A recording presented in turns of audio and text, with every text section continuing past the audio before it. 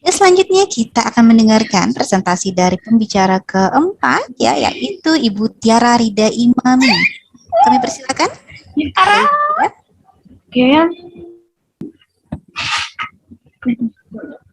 Okay, Assalamualaikum warahmatullahi wabarakatuh. Good morning. Let me introduce myself first. My name is Tiara Rida Imami as author one. And the second author is Bapak Fatul Muin, and the third author is Bapak Nasrullah. Okay. My research entitled Linguistic and Cultural Problems in Translation. Okay, let's begin. For the introduction, generally, language is believed to function as an important instrument for expressing ethnic culture, beliefs, customs, rituals, and behaviors, which constitute the identity of a particular ethnic culture. Jadi keterkaitan antara bahasa dan budaya yang mempengaruhi banyak hal, salah satunya juga adalah karya sastra. Many literary works were born from various parts of the world, and some are popular in a region and have become internationally popular in literary works. Penerjemahan bahasa dari ESL ke target language menuntut banyak kesepadanan agar meaning dari source language dapat tersampaikan. The differences in social and cultural background, geographical condition, and grammar that underlie a language as a medium in literary works and its translation is interesting. This could be due to the equivalences taken by a translator in translating it from the source language to the target language, and the adjustment made to the translation. Moreover, there will be cultural charge or common words in the source language that cannot be found in the source language are not possible to translate without reducing much meaning of the word. And then based on the problem, the researcher is interested in researching the phenomena of language and cultural problems that can be found in translated literary works. This can help translator and to add insight into literary translation and what problem might be found in translating literary works. Therefore, the researcher conducts a study that aims to find out the linguistic and cultural phenomena that appear in the novel entitled Hobbit atau Pergi dan Kembali, which was translated by A. Adiwiyarto from the novel entitled The Hobbit or There and Back Again by J.R.R. Tolkien. Okay.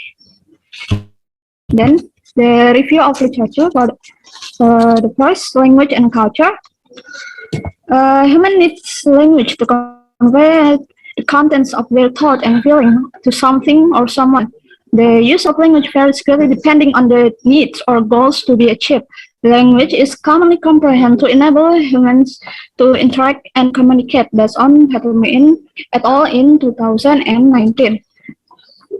Generally, culture shapes people and humans shape culture. Culture in society is certainly different from the culture in the societies. Then, translation based on Newmark in 1988. Translation conveys the meaning of a text in another language following the author's intended. This occurs frequently but not always. There are several translation methods. It is divided into two parts of emphasis. One emphasizes the source language and the other emphasizes the target language. For the previous study, there are several previous studies related to linguistic and cultural issues in translation. The first is entitled Linguistic and Cultural Challenges Faced by the Translator.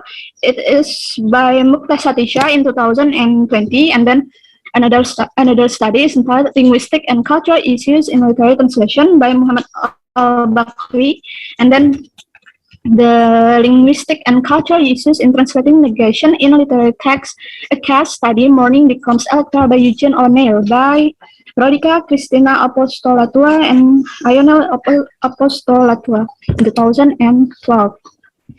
In the the researcher will focus on analyzing the phenomenon of linguistic and cultural problems in the Indonesian translation of the novel The Hobbit or There and Back Again by J.R.R. Tolkien, translated by A. Adiwiyarto in Indonesian language.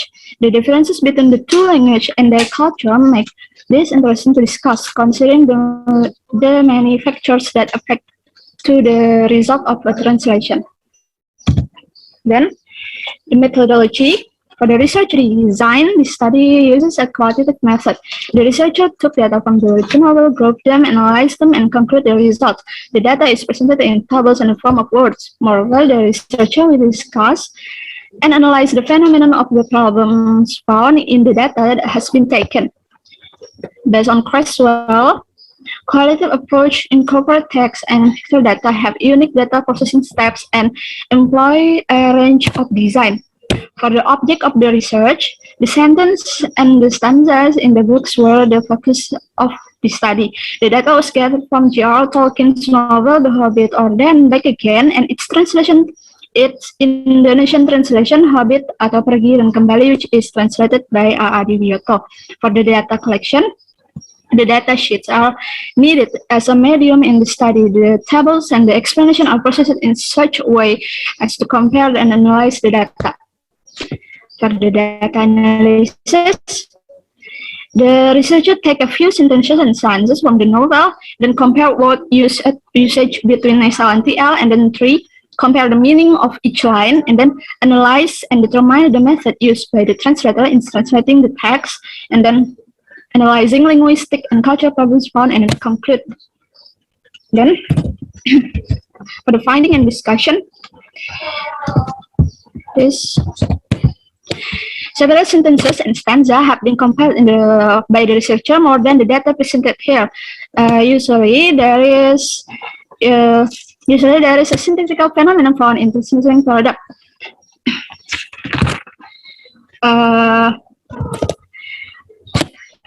Then for the discussion, then this is all blue sky and never cloud and the sun. In the TL, langit biru tak berawan, bayangan matahari menari-nari di permukaan air. There is an adjustment of the press structure from blue sky to langit biru. In the SL, blue sky, the SL, blue as a modifier and sky as a head.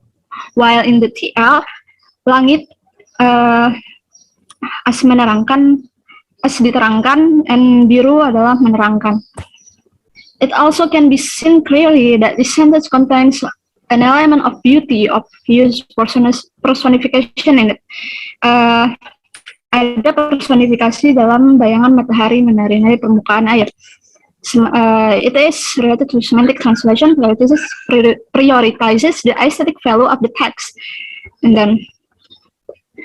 then number 2, the discussion number 2, if you step behind, you found a low arc in the side of mountain. The TL, di balik batu ada sebuah celah sempit di lereng pegunungan. This translation can be easily understood by the TL readers.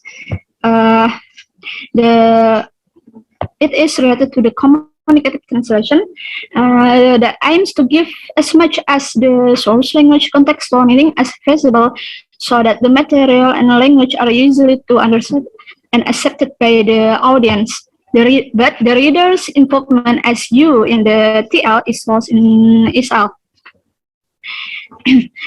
The meaning of SL is still conveyed, but there are scientific and technical terms phenomena that are found in the sentence. A low arc in the side of the mountain, which translates to celah sempit di lereng pegunungan. The literal meaning of low arc is lingkungan rendah, but regarding the context, the use of celah sempit is still correlated with the meaning contained in the SL. And number 3, and then he was desperate, and then TL, kini ia nekat. There are lexical and morphological problems included in the problem of lexical ambiguity or polysemy and the time reference. Polysemy is a form of language, words and phrases that have more than one meaning in the sentence. He was desperate, which is translated into kini ia nekat. There are adjustments in the sentence. The word desperate has more than one meaning. Therefore, the context of what is happening or what is being discussed is very important to note. The meaning of more than one occurs because there are several concepts in the meaning of the word. The number 4 in the SL, perhaps there are more like him around about, and we might make a pie. In the TL, kali-kali ada banyak yang seperti dia di sekitar sini. Kita bisa bikin mereka jadi petis. It is visibly seen in the sentence about the phenomenon in socio-cultural linkage with the final result of translation.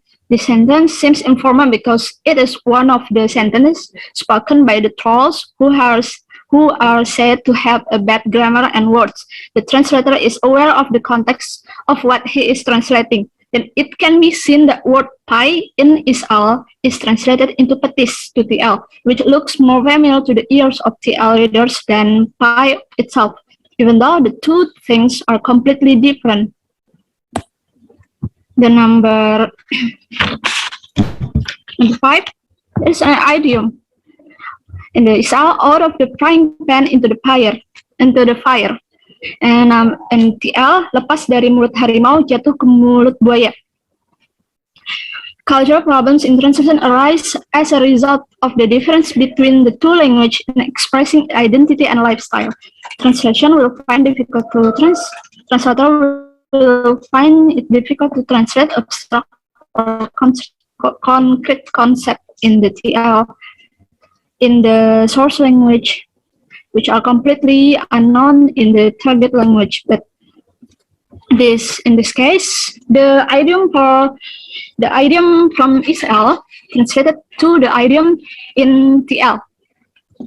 Based on the background, the idioms created are certainly different. Maybe in Israel, people often fry something with a frying pan. The geographical background where TL is used is an archipelagic country that has a lot of tropical forests. As is well known, in the forest there are often wild beasts.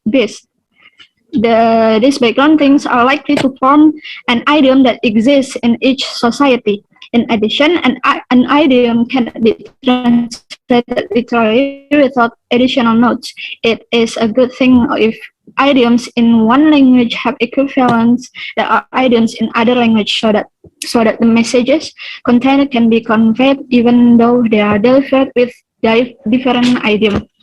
The last data is a stanza from a song, and then